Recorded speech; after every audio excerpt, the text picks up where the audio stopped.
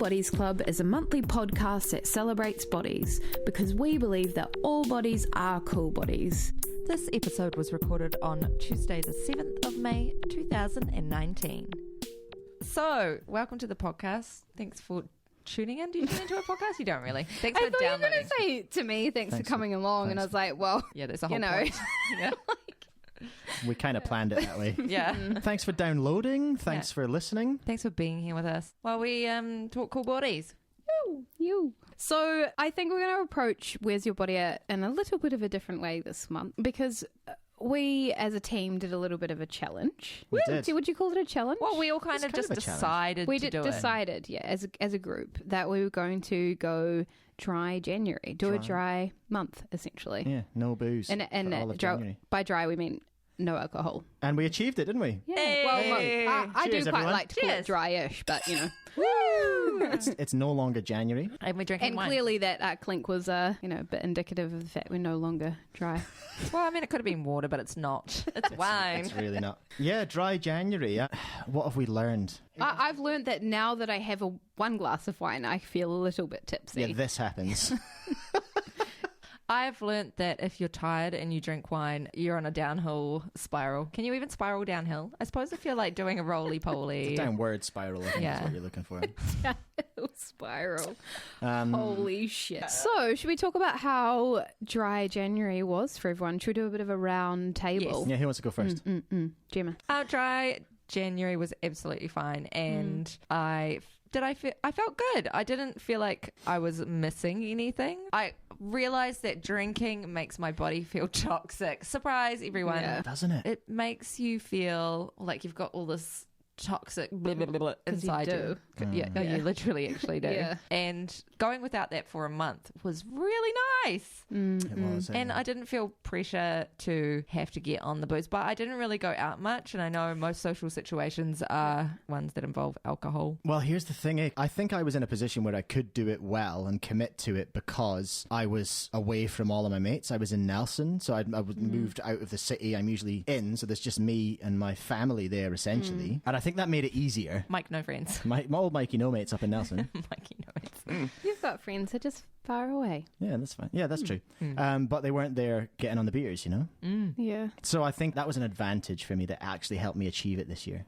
Sarah, how did you find it? Well, I found it interesting in lots of different ways. I actually really, really liked dry January. I found it a lot easier actually just saying generally no, just across the board no, not half in, half out. And I think that it's actually helped me now. At the end of January, I wasn't super excited about drinking and I have basically cut down majorly. I do have to admit that I did drink at my brother's wedding. I think we can give you a pass for that. There was a pass given. There's a There's only so many brothers' weddings. And that was actually also another little funny thing that I found out about myself during dry January, that I don't know what it is, but I definitely felt like because we're doing it as a team, I needed to tell you, oh guys, I've got a wedding. Is it okay if I drink on that day? And then a couple of weeks after that, I was in a bit of a spot and I didn't really want to drink soft drink, and so I decided to drink, light beer, and I just ran it past the group before I did it. It's like we're the accountability team. Yeah. I realized how seriously love a little bit of honesty for me. Teamwork makes the dream work, doesn't it? If you've got support, if you've got people doing it with just you. letting you know. I was anxious at the start of dry January. It seems unachievable. It doesn't seem like something I could be comfortable with. But actually, I settled into it. After the second or third week, I was just like, this is fine. It's absolutely fine. And when you put when people know that you're not drinking, they just accommodate that, Yeah. Did you not find that? I found people very reactive to it. And really? that, I was judging them. I know that I've been guilty of that in the past. Of judging people not drinking. Being like, But usually that you. comes from a space where they're having an emotion about their own drinking habits. Yeah. So they're it's nothing projecting about onto me. you. Yeah. It was nothing about me, but I did notice people getting, I'm you think you're not better than me? drinking And I'm like, actually. Fuck you. Yeah. Literally haven't said a thing. I've just told you that I'm not drinking. Yeah. But that's an interesting reflection on society, isn't it, though? Because you're kind of expected to have a drink because everyone does it, Do they, though? Well, no. How did your bodies feel? Not drinking. Really good, actually. Yeah, it felt great. I've talked to you both about how I've just had all this energy in the evenings. I've just been staying up, just smashing out some tasks, doing some things, and then just hopping off to bed, then sleeping like a boss. I've not needed as much sleep because you're not getting fake drunk sleep as You're much. not actually sleeping. No, it's just being unconscious. My wife's of a medical persuasion, and she explains it quite well. It's just you're just unconscious when you're drunk sleeping, and that's not restorative sleep. It's no use to you whatsoever. You may as well be awake. But I've been sleeping less, but feeling more rested. So go figure. It was quite a short time frame. And, well, I guess I've started to have a few drinks these days, like over the past couple of weeks. And I think what I liked about it, because I think I am quite a sensitive constitution, and I think what I liked about it was like even if I have 2 glasses of wine in the evening, I definitely know, and I wake up in the morning and I know it. And I think my mood, just feels like it's really super regular. It doesn't feel like it goes up and down, clean and clear. And that's really nice. I have noticed that the hangovers, since I've started, having the odd night on the beers again, especially last night, the hangovers are worse. Now that I've done this time off, the hangovers are just like, oh, hey, what's up? Yeah. Interesting. Fuck you.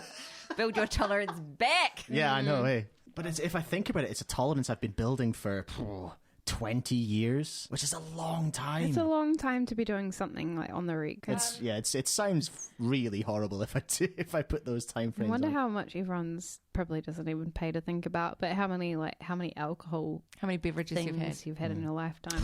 You know what? Well, another thing I noticed. Another thing I had heaps of when I wasn't drinking. What? Money. Hey! Loads of it. I was just like, I damn. love money. Yeah, it was fantastic. Here's a question for you. What was the most challenging moment? When did you most want a drink? I actually just didn't have that. No? Yeah. When I said no, I'm not doing this, I didn't have that moment. Oh, I think maybe though one time I wanted to drink, but it was just because I was thirsty. Just like a for first quenching water. beer. Like I just wanted a cold drink that was gonna be like fizzy and stuff. Not sweet. Oh. Yeah. The hardest part for me was because whenever I go see my dad, we always have a beer together. Oh, that's cute. And so when I went out, he'd be like, he actually started buying kombucha. Oh, Did he? that's cute. But now he's buying kombucha. He's like, is this what you like? I'm like, yeah, actually. That's It's like, so is this what you sweet. drink now? I'm like, oh, yeah. But that was kind of a weird thing. I'm like, what do I do? I like that connection with my dad. So Did you get on the zero beers, on the alcohol frees? yeah, Yeah, we got on that too. And do you know what was big real fan, crazy actually. for me? I felt a real moment of love and connection when my brother, who runs wine shops and is a major wine snob, I had told him that, well, maybe not snob, maybe that's not a good word, but he loves wine and he takes it very seriously. And I was like, I'm not drinking. And he came home from the supermarket and he brought me a 12-pack of zero free beer. And I was like, that is the sweetest. Oh, and also decaf coffee, because I was not drinking caffeine as well. And I was like, oh, that's really zero sweet. beers are good. Just I found a getting zero on wheat board. beer.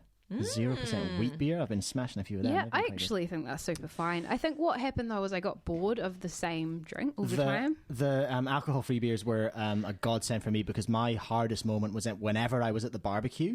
And this is I'm such a cliche right now, but I was just like, whenever I was barbecuing, I was just like, now. Tongs in one hand, I was like, beer in the other. What do I hold in my left hand when I've got the tongs in the right? Yeah. So all in all, a positive month. Totally. Definitely. Yeah. And the hardest part of it has been trying to think of rhyming names for other months. Yeah. We've got because there's Dry July, so I might do Dry July. There's March is next month, so I was thinking of Parched March. Sober October. Yeah. Sober October. Oh, Very nice. lovely. What about? I guess the listeners can give us. I would love to hear any suggestions. May, we're having a hard time. Also, Mike, I think we've missed Name, a really important point that, or maybe a cool, funny thing that you talked about with me. Where do you remember how you were naming all of the wines with alcohol-free that's right. labels? My mother-in-law was really into sparkling Fosé. Sparkling Fosé, yeah. So we found these alcohol-removed wines, and my mother-in-law was always on them because she was having trouble every evening at dinner. She was just like, I just want a glass of red wine to go with my dinner. Yeah, the sparkling Fosé was where it started. That was a sparkling alcohol-free sparkling rosé. And there was Chardonnay. And there was... Seven Okay. there was Pinot. That was easy. Pinot. Just no. Pinot, Niraz. That was another one. Niraz for Shiraz, because we call them near beers. The the 0%. Right. Sorry, I didn't quite get that. It was a Niraz, yeah. Yeah. I had to be there. Oh, near. Near I Raz, get yeah. it now. Yeah. No, it's near. A full It's body nearly Niraz, yeah. nearly a Raz, but not quite. Yeah. Cabernet Sauvignon as well. That was a blend. So that was fun. Yeah, I enjoyed really that. like sparkling fosé. Sparkling I Fosé think that was. We peaked at that. I definitely think that is a top notch. Hey, Sarah, who are you speaking to today? I'm speaking to Jess Quinn.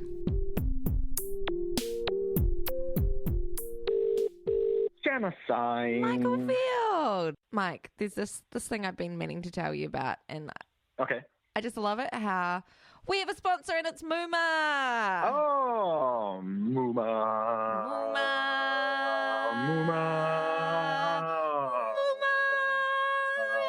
Perfect. Mumma.co.nz. I just saw on their Instagram that they have my favourite kindly deodorant back in, and I just had to ring you and tell you. Did you? Yeah, their last batch sold out, which is totes no surprise, because it's 100% natural and rich with probiotics and magnesium. And you know what, Mike? Tell me. It actually works. I know, get out of here. Quick fire. Mm-hmm. Top 4 favourite things about Kindly. My top 4 things would have to be no aluminium, parabens, alcohol, or nasties. Oh, lovely. It's made from only natural and organic ingredients. Wonderful. No stains. Perfect. And it is verified cruelty-free, so you don't really stank. Wonderful. Stank-free, inside and out. Yeah, in the soul and on your armhole. Good. Do you know what the website address is, though? I do, but only in song form. NOOMA.co.nz. Yeah, MWOMA.co.nz. MOOMA.co.nz. Hey, Mike. Yeah, what? Thanks for the chat. I really needed to get this off my chest, so I'm glad I could call. That's okay, but please stop calling me about Mumma. It's getting weird. Bye now. Bye.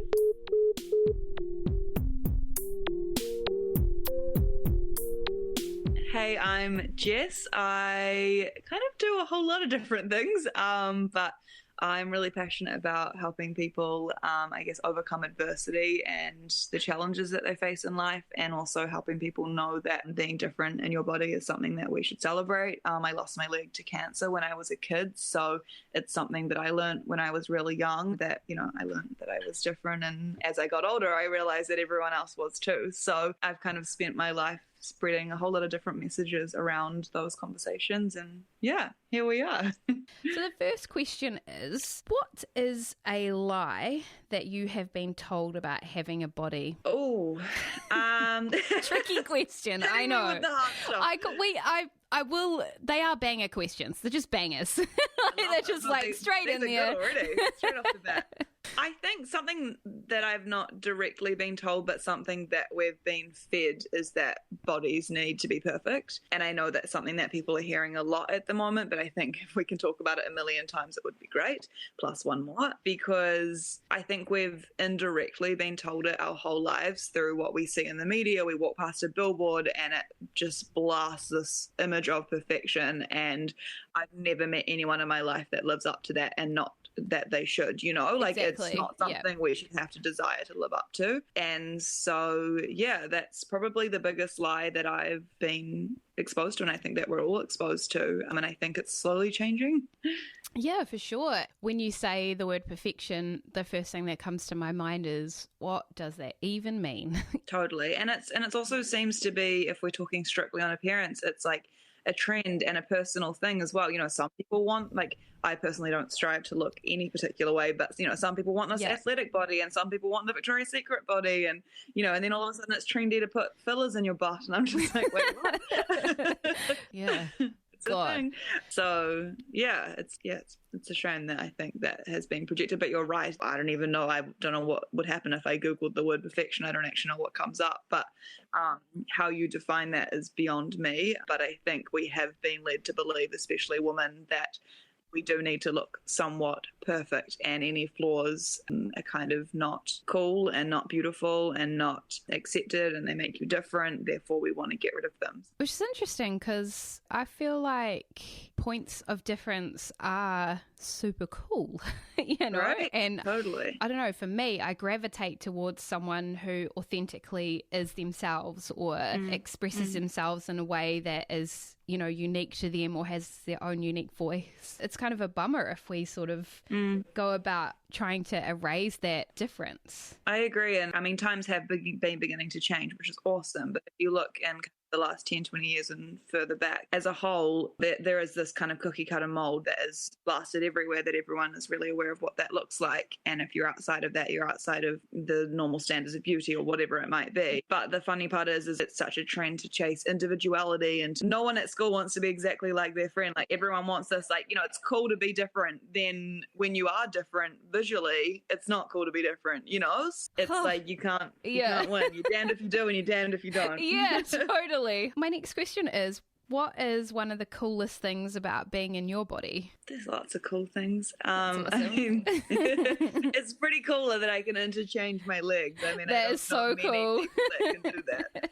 And it's funny, that's something that's actually come with perspective, because as a kid and growing up and up until recent times, it was so annoying that if I was going across the road and a car was going to hit me, I literally could not run out of the way unless I had my blade on. So, like, the fact that I have to change my legs to do different things is super frustrating, but at the same time, it's so cool that I have these kind of superpowers and I have the ability to kind of fill that gap that I have missing with whatever I want, which is kind of fun. Yeah, so it's pretty cool being in my body in that sense. And I think also in more of a probably deeper level, it's quite cool being in my body because I got forced at a really young age to, I guess, come to terms with that my body was different from the norms that we were just talking about. And I'm really lucky in the sense that I was forced to face that. It doesn't mean I have this perfect body image all the time. I don't think anyone does, but I was forced to kind of face that really young. And so without being in the body that I kind of ended up with, it wasn't the body that I was born with, but the body that I ended up with, I wouldn't have learned all those things. So it's pretty cool being in my body because of that. That's awesome.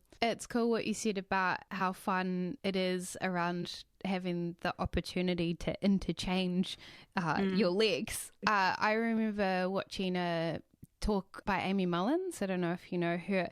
Yeah, we're quite friendly, actually. She's awesome. She's so cool. And I loved how she talked about how you can use that space for opportunity and creativity. And I think that's so cool. Yeah, it's actually a something I ran with during uni. I studied fashion for 3 years, and my third year of uni, it was awesome. And then for my postgrad, I ended up doing fashion and product design, and I ended up making fashion prosthetics. So I did 3D printed prosthetic legs that basically, my idea behind it was kind of like how people have the ability to tattoo their skin because they want something unique on their body. Whereas, you know, I have this ability to fill the gap that I have left. And often amputees don't have a connection with their body part because it's just plastic and flesh. It's not really, you know, it's your own, but it's not really. To create a piece, you know, there's a few companies around the world that are doing something similar now, and you know, they create pieces for a dude who loves motorbiking, so it's all based off like a motorbike. I follow those guys, a few of them on Instagram actually, and I love seeing the new ideas that come up. Yeah, it's really cool. How they reflect someone's personality is super cool. Yeah, totally. It's really cool. Yeah, so my body's pretty cool, pretty unique. I love it. It's super awesome. So the next question is a little more tricky, but it is, what is a difficult experience that you've had in your body, and then how you've gone about managing through that?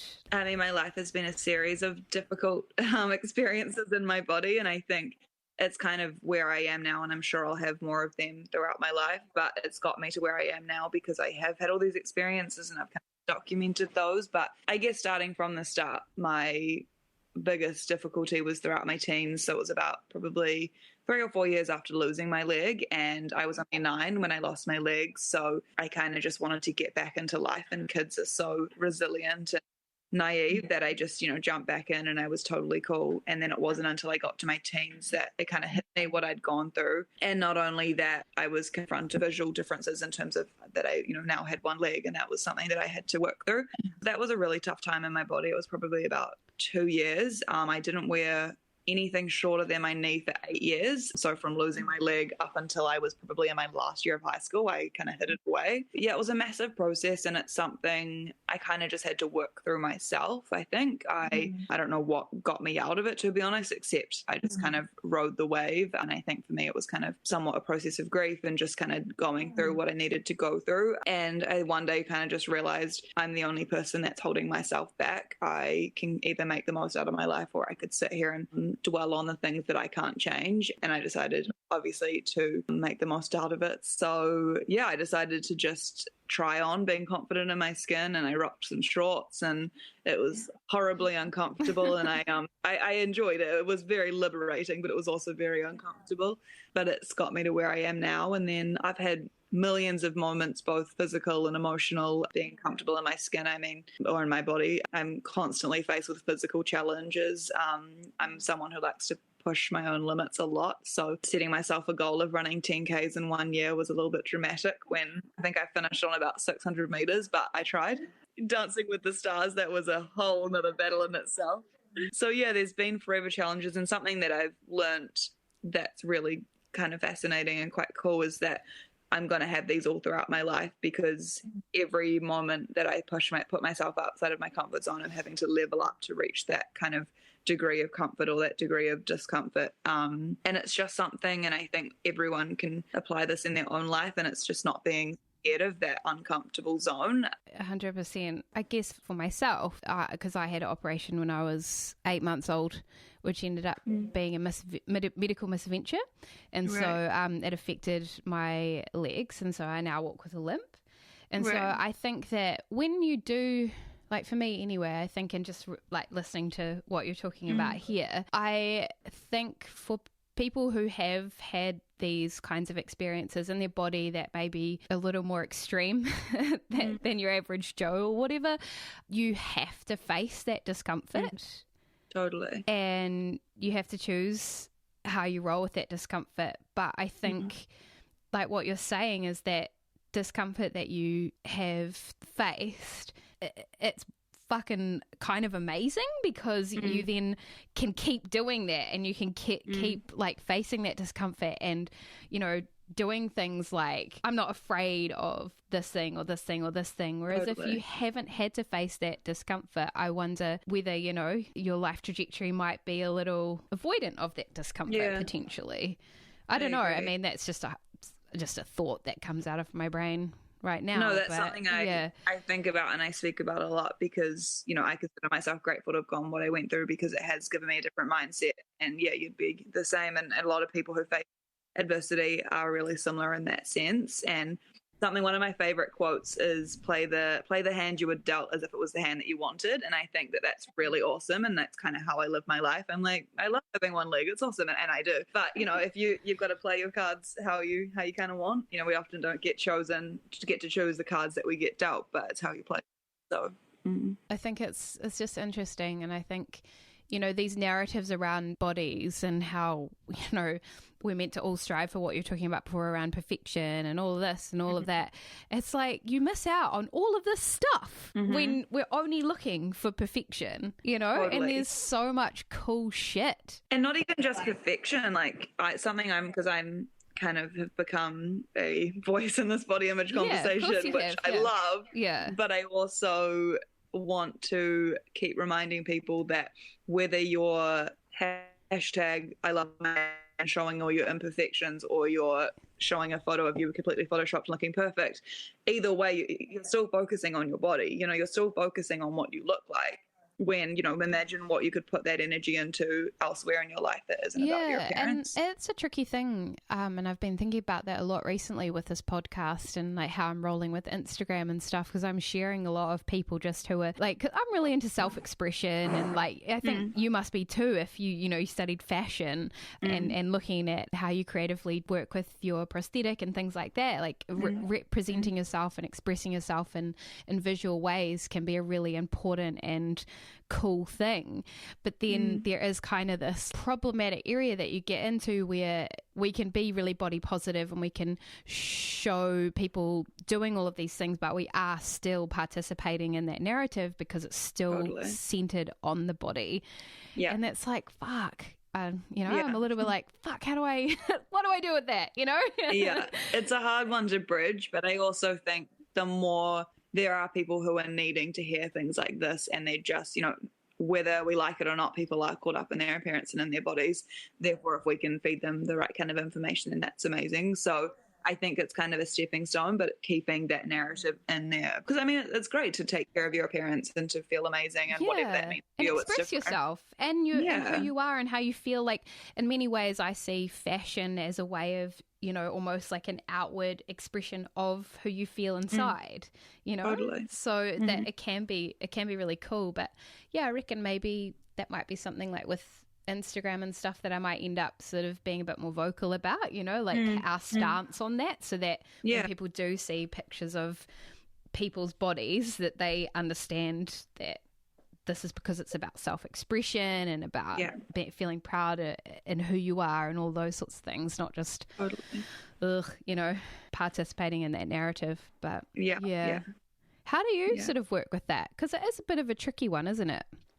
Self-expression? Well, just the kind of... Or the narrative? The narrative, like where, you're sharing your body, you're like people are engaging in your body, but then there's also that kind of offshoot of objectification. And I pretty much just do posts on what I just said to make it really clear that it's not too much about that. And I talk about a lot of things. Body image in the last 6 months has become my main theme since kind of my TED talk and the petition and things like that. But I talk a lot about adversity as well. So I either post about my challenges in the gym or something that I learned about my prosthetic today or whatever it is. So it's not always just on the body, which is really cool. And the body's kind of become my, I guess, second main theme, which is really awesome. And I like talking about it, and I like talking about helping people not focus on the body, but also know that different is okay and difference welcome and celebrated.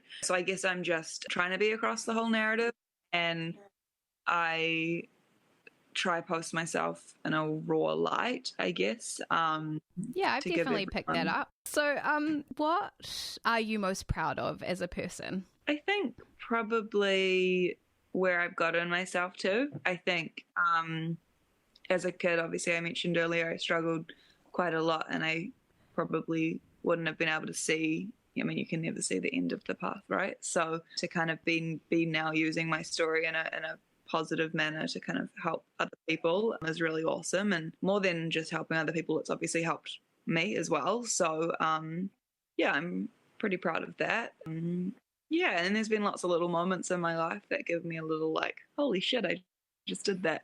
Dancing with the Stars being probably my proudest moment of my life, which was awesome. Yeah, I initially said no to doing that show because I didn't think I'd physically be able to dance, literally because of my leg. And I'm the kind of person that when I say no to a challenge, I'm realizing that I'm basically saying yes because I can't actually say no to anything. And especially when it's a challenge, I can't be like, oh no, I can't do that, move along. I'm like, oh shit, now I have to do it. Everybody get out of my way. About to be on Dancing with the Stars. I know. And so it was like that moment. And then to come third and also prove to myself every week, we got better and better, and there was challenges every single week, like, oh, I can't do this and I can't do that, but we end up doing it, was just really awesome. And so I was really proud of that, and to do all of that, raising money for child cancer, which is obviously so close to home for me, that was, a very proud moment in my life. I think it's been all those, that was a big moment, but there's been all those little moments like that where I've thought I can't do something or been told I'll struggle to do something and I end up doing it. I guess everything I'm saying right now, it just comes down to the mindset that I've been able to create. Even the situation that I was put in could have easily given me a really bad mindset. So that's something that I celebrate the most within me, and I try to help other people find that within them. That's really cool. What was the most tricky dance move for you? There was a dance, it was more of a dance style. So the jive is a dance style that Johnny, my partner, and I avoided forever.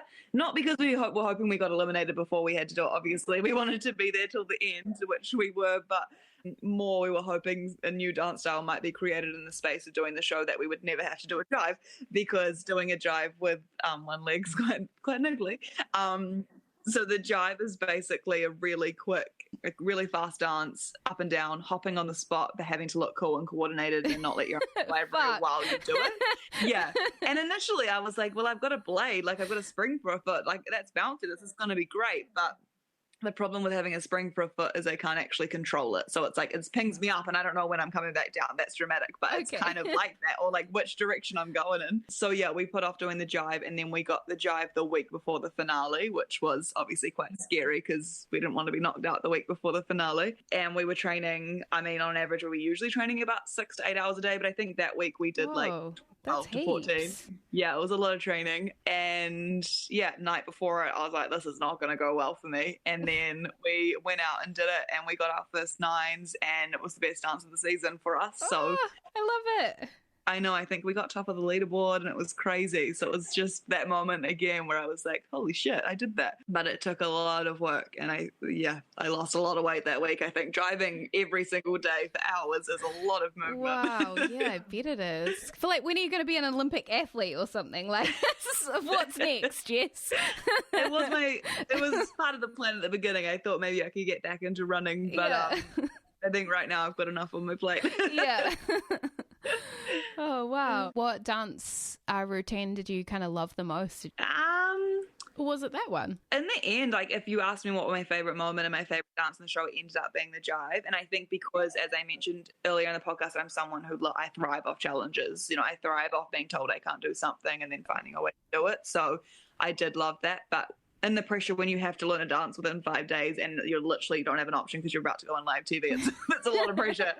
But there was one dance style I hated. It was the quick step. Absolutely hated that week. But apart from that, I actually through the whole process found a love for dancing. And I'm literally actually just before I jumped on this podcast was messaging Johnny about doing some more lessons in the future because I want to get back into dancing. Yeah, so I loved all of it, and I didn't think I'd like the ballroom styles because they look slow and a bit fuddy-duddy, but I loved like that really like slow, like having to hold like your posture in like a beautiful way. It was amazing. So kind of feels like you might have found your calling or something. Maybe. I mean, who knows? You never know. Cool. And so the next question that I have for you is, how can we be allies for each other in this world? I think we all just need to kind of support each other more, and that sounded really basic, but it's kind of true. I read something a while ago, and I'm not going to recite it properly because I can't remember what it was saying, but the context of what they were talking about was basically if Rihanna brings out a new kind of clothing line, or Kim Kardashian does something, or Kanye West or whatever, we're the first to reshare it and we repost it and we're like, well, look at this new thing they brought out. But like, do we do the same for the people in our community and our friends who maybe don't have like a big name behind them, but they're trying to create change and they're trying to do something? Not saying Kim Kardashian is creating change, but I'm just saying, you know, like we're really quick to celebrate people in the spotlight, but not necessarily like support the locals, you know? So I think that's something we can do to be allies. I think also we can tastefully call out people who are doing wrong, and that's something I'm not shy of doing. And I think it's about being tasteful about it, you know, not letting things slide. I think in 2019 people have gotten really good at that. I'm also cautious of people are really quick to just hate on anyone, and there's this whole cancel culture, which I hate. But I think, you know, we can support each other by someone like myself or you, for example, who have a voice and they're happy to use their voice to kind of use your voice for someone else who's not brave enough or not strong enough or doesn't feel ready to use theirs. Because, you know, you kind of, I believe you kind of get your voice at different stages and for different things, you know, so backing those people who don't right now feel like using their voice, I guess. I think that's the best way we could support each other and becoming allies, and yeah, just kind of helping everyone with everyone's message and meaning in life. And that's awesome. That kind of makes me think, when you say that, you have obviously been on a personal journey in your life and in your body, but you have chosen to take a path of being quite vocal and upfront about your body. How did you get to that point? Like, how did you get there? I literally tripped and fell into it. Okay. No, I've always been really open about what I went through. I think, I don't really know why. I think in hindsight, some of the things that happened as a result of my cancer were quite unique. So I've always kind of been really open, even if it's just talking with other doctors about what I went through. So I'm kind of like used to talking about it. And then I'm just naturally quite a confident person in that sense. So when people at school or in the streets or whatever would ask, I wouldn't shy away from telling them what I'd been through, So I think I've always had that kind of voice in that way. And I've always wanted to, even from a young age, I was kind of mentoring other kids who were going to be going through the same thing. I've always wanted to kind of help them in that sense. And then I think it was about 3 years ago now, I didn't have any followers on Instagram or anything like that. And that's when I was just working after uni, and I did a photo shoot, because I wanted to get a modelling agency. I was really fed up with how people were represented in the media and the lack of diversity. So I thought maybe I could get a photo shoot and show people how I think we should represent diverse bodies in the media. And I also just wanted to do a photo shoot for fun. My blade's pretty cool looking, and me and my friend, he's a photographer, and we thought it'd be kind of fun to just get some cool shots.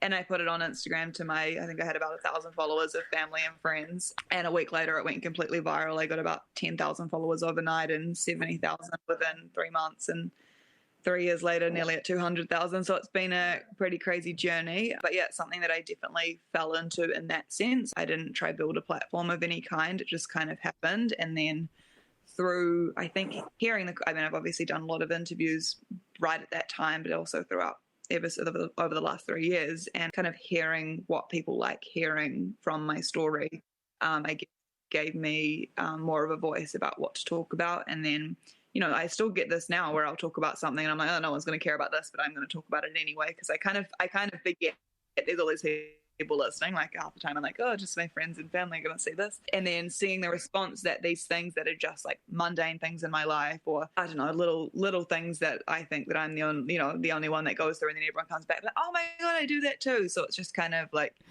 given me that voice, I guess, and I've gotten used to having that voice. And now I think I'm at a point where I've reflected a lot, and I'm very grateful to have that platform. So I want to be I guess, smart about how I channel that voice. So, awesome. Yeah. That's really cool. Into the bin. Hi, Jess. Hi. It's good to be back. So now it's time for Into the Bin, where you get to chuck a word into the bin that you just think needs to get out of here.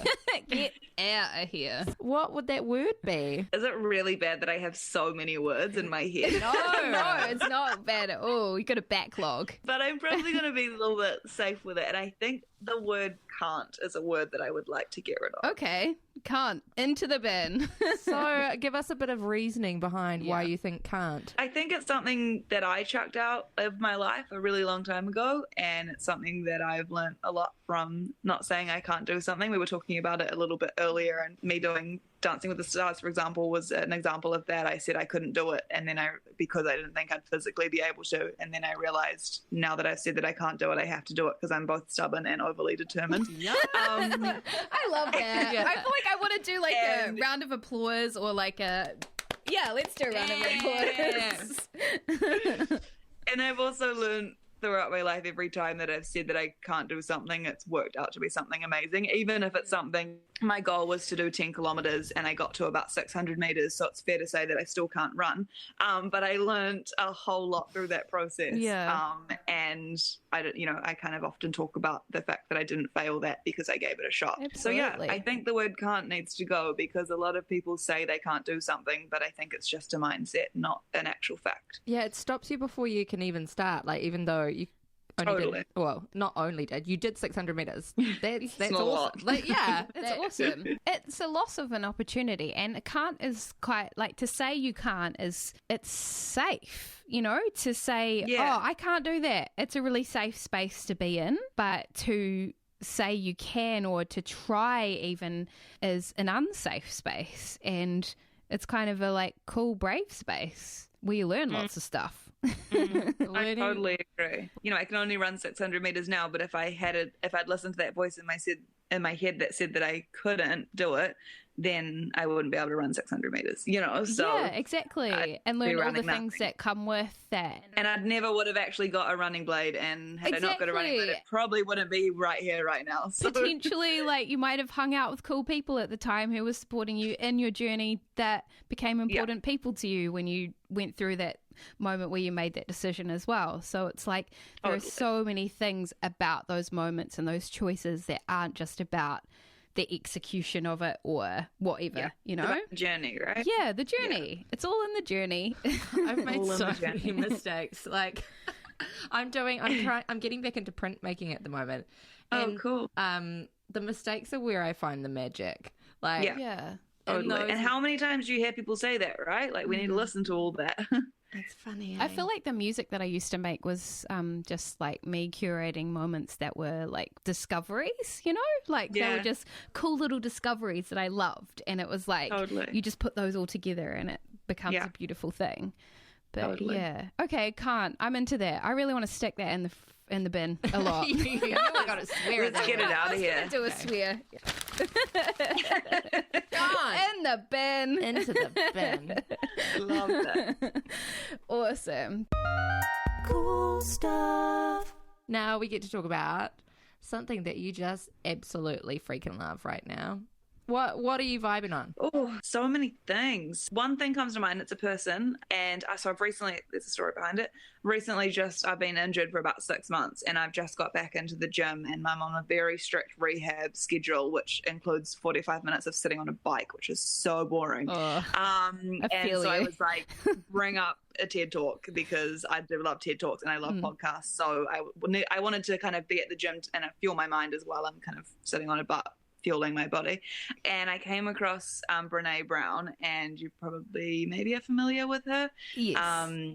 And I have just become obsessed with her over the past 3 days, and I've listened to every single one of her talks, and I'm about to order her books because and I had heard of her before, but I hadn't like really dived into her work. And I watched her Netflix documentary, or her Netflix, which basically is her talk, and she's just so fascinating. And she actually talks a lot about what we were just talking about with the word can't.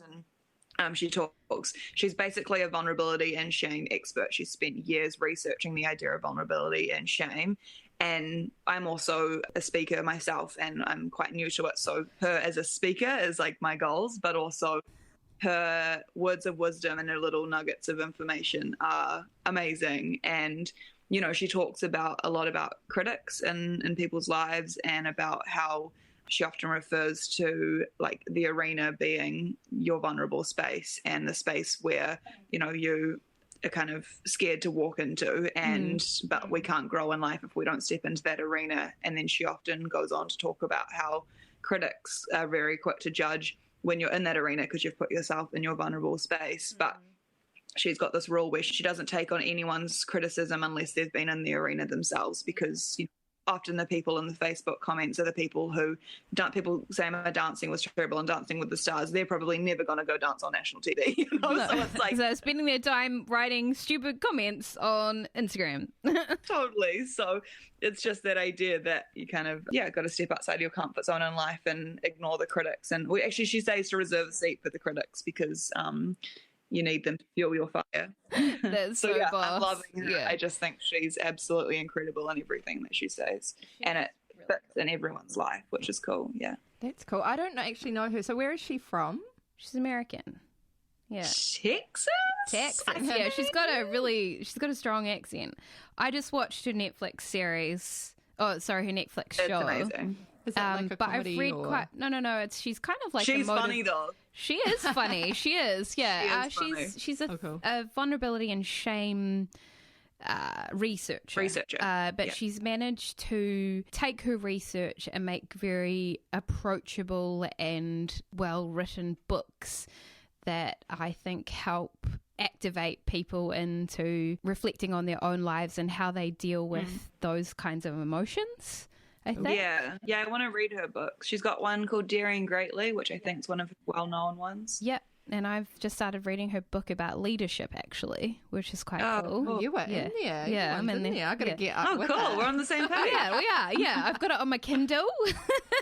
Nice. Yeah, so yeah, no, she's awesome. I really like Brene Brown, and I think she definitely makes me, every time I kind of go into like reading her stuff or listening to her talk, I always have a moment of like reflection or rethink, and I'm like, am I making myself feel uncomfortable sometimes? Am I avoiding vulnerability? You know, how am I dealing with my feelings of shame right now? And you know, she always kind of makes me boss up a little bit more, I think. Totally. And I think it's not like, you know, a lot of speakers have this like massive story, but everything she talks about, she doesn't have this big story. She's just like so knowledgeable on what she talks about. And so she relates it into such everyday life, whether it's something that a conversation she's had with her husband, and, you know, other people in the audience can easily relate to that because they've probably experienced the same thing, or with her children or her career. Yeah. Awesome. Cool. Do you have a favorite podcast of hers? Like, does she have a podcast, or do you have a favorite episode? Or She just writes books. Yeah, I think most of her stuff I've watched her. She's done 2 TED Talks. I've watched one of them. Her Netflix is the best, like her Netflix talk.